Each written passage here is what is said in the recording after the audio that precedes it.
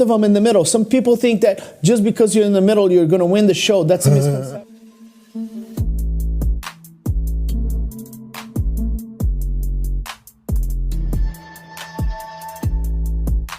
Obviously, the Olympia is the Super Bowl of bodybuilding. And if you're chosen to judge the Mr. Olympia, it's a huge honor. So you're not doing it? You know, it's a huge honor. And I've been chosen this year, the past year, the year before. Okay.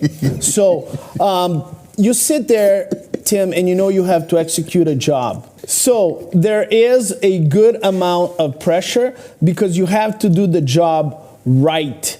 And it requires a lot of attention, and a lot of times it requires speed. I always tell young judges, the worst day of your life as a judge is when you have to test judge at the Nationals or at the USAs, because it's not only precision, but it's also speed. The Olympia, you're really making decisions that are fast, and you know, you're talking about a lot of money.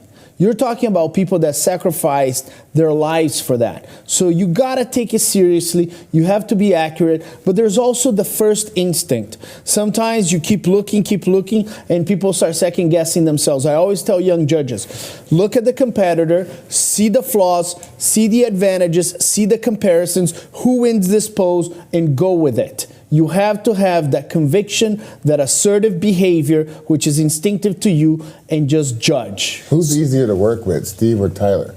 Well, you know, I gotta tell you, it's the same thing. Judging with Sandy, with Tyler, with one. Steve, with Maz Ali, with Jack, with all these guys. Chris, you sit there, and the judge calls the first call out. Right. And you have a very small amount of time to make the decisions. And once you hear front double biceps, your vision goes boo, boo, boo, boo, boo.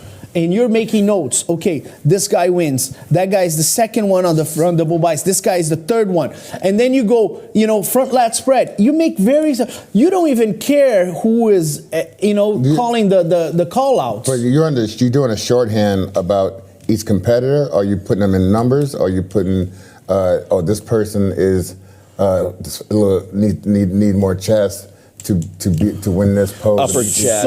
So you have different stages of the competition.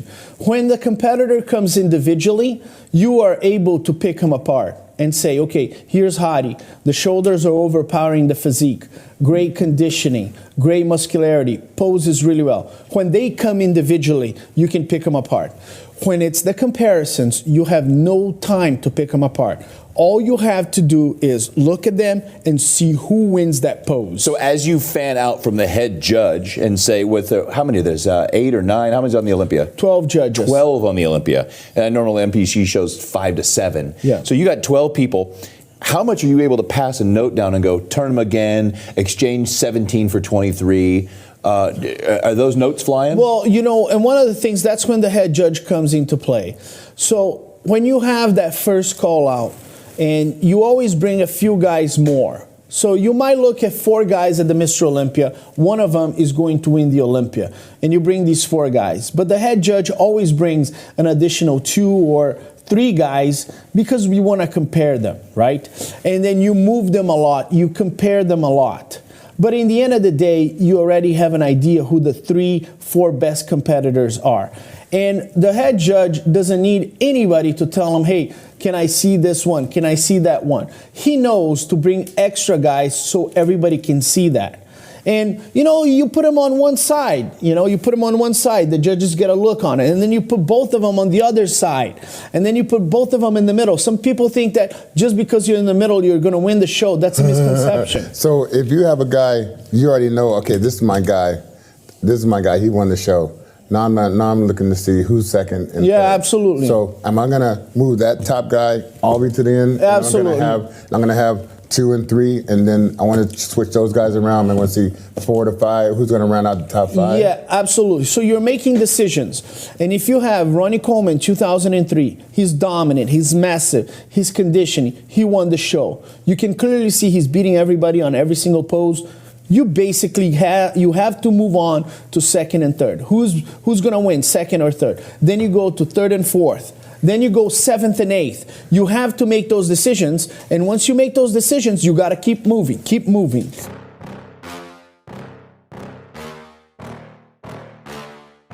Yeah. Please tell me that I can't, that I won't, that I fail, that I'll never make it out, yeah. Please tell me all the bad, never good, fill my head full of every single doubt, yeah. Please say any negative thoughts, I pop off when I hear people say I cannot. I get off to the thought of proving everyone wrong, I won't stop.